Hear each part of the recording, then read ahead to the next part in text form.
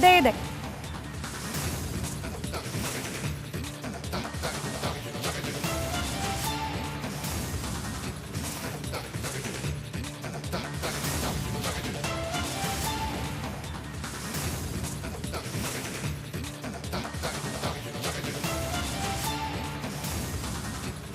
ಕರ್ನಾಟಕದಲ್ಲಿ ಭ್ರಷ್ಟಾಚಾರ ತಾಂಡವ ಆಡ್ತಾ ಇರುವುದು ಸತ್ಯ ಅನ್ನೋದನ್ನ ಕಾಂಗ್ರೆಸ್ನವರೇ ಒಪ್ಪಿಕೊಂಡಿದ್ದಾರೆ. ಸಿಎಂ ಆರ್ಥಿಕ ಸಲಹೆಗಾರ ಸತ್ಯ ಒಪ್ಪಿಕೊಂಡಿದ್ದಾರೆ. ಜೆಡಿಎಸ್ ಯುವ ಘಟಕದ ಅಧ್ಯಕ್ಷ ನಿಖಿಲ್ ಕುಮಾರಸ್ವಾಮಿ ಅವರು ಈ ಬಗ್ಗೆ ಪ್ರತಿಕ್ರಿಯೆಯನ್ನ ನೀಡಿದ್ದಾರೆ. ಕಾಂಗ್ರೆಸ್ನಲ್ಲಿ ಆಗ್ತಾ ಇರುವ ಭ್ರಷ್ಟಾಚಾರ ವಿಚಾರಗಳು ಈಗ ಒಂದೊಂದಾಗೆ ಬಯಲಿಗೆ ಬರ್ತಾ ಇದೆ. ಅದರಲ್ಲೂ ನೇರವಾಗಿ ಕಾಂಗ್ರೆಸ್ನವರೇ ಇದನ್ನ ಒಪ್ಕೊಳ್ತಿದ್ದಾರೆ ಅಂತ ಹೇಳಿ ಕಿಡಿಕಾರಿದ್ದಾರೆ Nikhil Kumaraswamy. Adviser of chief minister Basavaraj Rayareddy ಅವರು ಮಾಡಿರ್ತಕ್ಕಂಥ ಒಂದು ಹೇಳಿಕೆ ಪತ್ರಿಕೆಗಳಲ್ಲಿ ಇವತ್ತು ಎಲ್ಲವೂ ಕೂಡ ನೀವು ಬಿತ್ತರಿಸಿದ್ದೀರಿ. ನಾನು ಬಸವರಾಜ ರಾಯರೆಡ್ಡಿ ಸಾಹೇಬರಿಗೆ ಈ ಸಂದರ್ಭದಲ್ಲಿ ಹೃದಯಪೂರ್ವಕವಾದಂಥ ಅಭಿನಂದನೆಗಳು ಧನ್ಯವಾದಗಳನ್ನ ಸಲ್ಲಿಸಲಿಕ್ಕೆ ಇಷ್ಟಪಡ್ತೇನೆ. ಕಾರಣ ಇಷ್ಟು ಮುಕ್ತವಾಗಿ ಆಡಳಿತ ಪಕ್ಷದಲ್ಲಿ ಇರ್ತಕ್ಕಂಥ ಶಾಸಕರು, ಅದರಲ್ಲೂ ಎಕನಾಮಿಕ್ ಅಡ್ವೈಸರ್ ಆಫ್ ಮುಖ್ಯಮಂತ್ರಿಗಳು ಅತ್ಯಂತ ಮುಕ್ತವಾಗಿ ಇವತ್ತು ಭ್ರಷ್ಟಾಚಾರದ ಬಗ್ಗೆ ಕರ್ನಾಟಕ ರಾಜ್ಯ ನಂಬರ್ 1 ಸ್ಥಾನಕ್ಕೆ ತಲುಪಿದೆ ಅಂತಕ್ಕಂಥದ್ರ ಬಗ್ಗೆ ಅತ್ಯಂತ ಸ್ಪಷ್ಟವಾಗಿ ಅವರೇ ಹೇಳಿಕೆಯನ್ನು ಕೊಟ್ಟಿರ್ತಕ್ಕಂಥದ್ದು ಪತ್ರಿಕೆಗಳಲ್ಲಿ ತಾವೆಲ್ಲ ಬರೆದಿದ್ದೀರಿ, ಬೆಳಗ್ಗೆ ನಾವು ಓದಿದ್ದೇವೆ. ಈ ಹಿಂದೆಯೂ ಕೂಡ ರಾಯರೆಡ್ಡಿ ಅವರು 5 ಗ್ಯಾರಂಟಿಗಳು ಕೊಟ್ಟಿರ್ತಕ್ಕಂಥದ್ದು ಯಾವ ರೀತಿ ರಾಜ್ಯದ ಅಭಿವೃದ್ಧಿಯ ಮೇಲೆ ಪರಿಣಾಮಗಳು ಬಿದ್ದಿದೆ, ಅನುದಾನಗಳನ್ನ ಕೊಡಲಿಕ್ಕೆ ಸರ್ಕಾರದ ಕೈಯಲ್ಲಿ ಇವತ್ತು ಆಗ್ತಾ ಇಲ್ಲ. ಮತ್ತಷ್ಟು ಡೀಟೇಲ್ಸ್ನೊಂದಿಗೆ ನಮ್ಮ ಪೊಲಿಟಿಕಲ್ ಬ್ಯೂರೋದ ಇಬ್ಬರು ಪ್ರತಿನಿಧಿಗಳು ಏಕಕಾಲದಲ್ಲಿ ಲೈವ್ ಸಂಪರ್ಕದಲ್ಲಿದ್ದಾರೆ, ಬಸವರಾಜ್ ಹಾಗೆ ಸುರೇಶ್. ಬಸವರಾಜ್ ರಾಯರೆಡ್ಡಿ ಅವರು ಹೇಳಿದ್ದಾರೆ ಅನ್ನೋ ಹೇಳಿಕೆ ಇದೀಗ ವಿರೋಧ ಪಕ್ಷಗಳಿಗೆ ಬಹುದೊಡ್ಡ ಅಸ್ತ್ರ. ಪತ್ರಿಕಾಗೋಷ್ಠಿ ಬೇರೆ ಕರೆದಿದ್ದಾರೆ ರಾಯರೆಡ್ಡಿ ಅವರು. ಮುಂದೆ ಯಾವ ತಿರುವುಗಳನ್ನ ಪಡ್ಕೊಳ್ತಾ ಹೋಗ್ಬೋದು ಈ ವಿಚಾರ?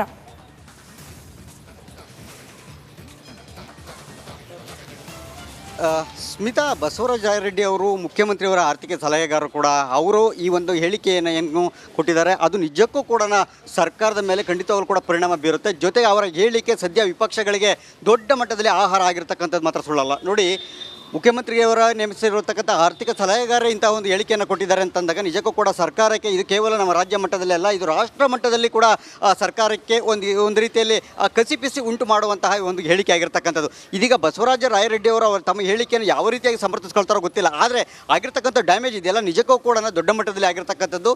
ಸರ್ಕಾರದಲ್ಲಿ ಅಧಿಕಾರಿಗಳು ಏನಿದ್ದಾರೆ, ಅಧಿಕಾರಿಗಳು ಕೂಡ ತಳಮಟ್ಟದಲ್ಲಿ ಭ್ರಷ್ಟಾಚಾರವನ್ನು ಮಾಡ್ತಾರೆ ಅಂದಾಗ ಅದಕ್ಕೆ ಮೇಲಿನ ಇರ್ತಕ್ಕಂಥ ಶಾಸಕರಿರ್ಬೋದು ಅಥವಾ ಸಚಿವರಿರ್ಬೋದು ಸರ್ಕಾರ ಹೊಣೆ ಅಂತಕ್ಕಂಥ ಅರ್ಥದಲ್ಲಿ ಕೂಡ ಹೇಳಿರ್ತಕ್ಕಂಥದ್ದು. ಸೊ ನಿಜಕ್ಕೂ ಕೂಡ ಬಸವರಾಜ ರಾಯರೆಡ್ಡಿ ಅವರ ಹೇಳಿಕೆ ಏನಿದೆ ಇದು ಸರ್ಕಾರಕ್ಕೆ ಮತ್ತು ಮುಖ್ಯಮಂತ್ರಿಯವರು ನೇರವಾಗಿ ನೇಮಿಸಿರ್ತಕ್ಕಂಥದ್ದು. ಹಾಗಾಗಿ ಮುಖ್ಯಮಂತ್ರಿಯವರೇ ಇದರ ಹೊಣೆ ಕೂಡ ಹೊರಬೇಕು ಅಂತಕ್ಕಂಥದ್ದನ್ನು ವಿಪಕ್ಷ ನಾಯಕರು ಕೂಡ ಹೇಳಿರ್ತಕ್ಕಂಥದ್ದು. ಇನ್ನು ನಾವು ರಿಪಬ್ಲಿಕ್ ಕನ್ನಡಕ್ಕೆ ಎಕ್ಸ್ಕ್ಲೂಸಿವ್ ಆಗಿ ಮಾತಾಡಿಸಿದಂಥ ಸಂದರ್ಭದಲ್ಲಿ ಡಾಕ್ಟರ್ CN ಅಶ್ವತ್ಥನಾರಾಯಣ ಒಂದು ಮಾತನ್ನು ಹೇಳ್ತಾರೆ. ಹಾಗೆಯೇ ಶೈಲೇಂದ್ರ ಬೆಲ್ದಳ್ಳಿ ಅವರು ಮತ್ತು ಬಸವರಾಜ ಮುತ್ತೇಮೋಡ್ ಕೂಡ ಹೇಳ್ತಾರೆ.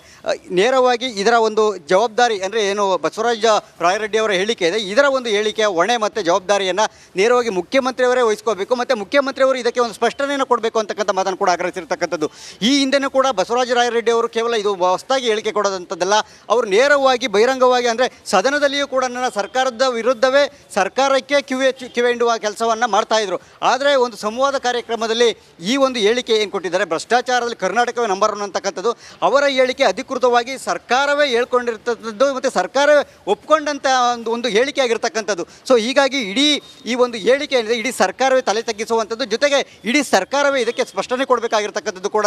ಹಾಗೆ ಡಾಕ್ಟರ್ CN ಅಶ್ವತ್ಥನಾರಾಯಣ ಅವರು ಕೂಡ ರಿಪಬ್ಲಿಕ್ ಕನ್ನಡಕ್ಕೆ ಮಾತಾಡುವಂಥ ಸಂದರ್ಭದಲ್ಲಿ ಹೇಳ್ತಾರೆ, ಇದರ ಹೊಣೆ ನೇರವಾಗಿ ಮುಖ್ಯಮಂತ್ರಿಯವರು ಬರಬೇಕು ಅಂತಕ್ಕಂಥ ಮಾತನ್ನು ಹೇಳ್ತಾರೆ. ಜೊತೆಗೆ ಸರ್ಕಾರವನ್ನು ಕೂಡ ಟಾರ್ಗೆಟ್ ಮಾಡಿರ್ತಕ್ಕಂಥದ್ದು.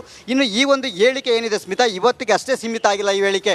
ಇದನ್ನು ವಿಪಕ್ಷಗಳು ಕೂಡ ಮುಂದಿನ ದಿನದಲ್ಲಿ ದೊಡ್ಡ ಮಟ್ಟದಾಗಿ ಹೋರಾಟಕ್ಕೂ ಕೂಡ ಎತ್ಕೊಳ್ಳುವಂಥ ಸಾಧ್ಯತೆಗಳಿರ್ತಕ್ಕಂಥದ್ದು. ಈ ಹಿಂದೆ ನೋಡಿ ತಮಗೆ ಗೊತ್ತಿರೋ ಹಾಗೆ ಬಸವರಾಜ ಬೊಮ್ಮಾಯಿ ಅವರು ಮುಖ್ಯಮಂತ್ರಿಗಳಾದಂಥ ಸಂದರ್ಭದಲ್ಲಿ ಪೇ CM ಅಂತಕ್ಕಂಥ ಒಂದು 40% ಕರಪ್ಷನ್ ಆರೋಪವನ್ನು ಮಾಡಿದಂಥ ಸಂದರ್ಭದಲ್ಲಿ ಕೂಡ ದೊಡ್ಡ ಮಟ್ಟದಲ್ಲಿ ಪೋಸ್ಟರ್ ಅಭಿಯಾನ ಮಾಡಿದ್ರು.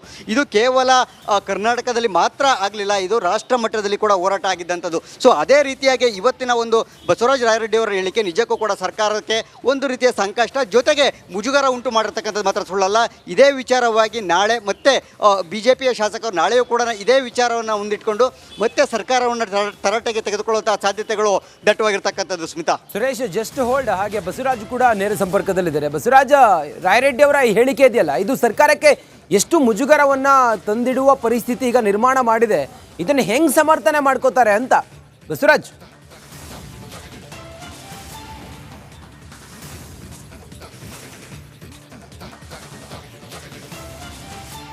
ಇದೆ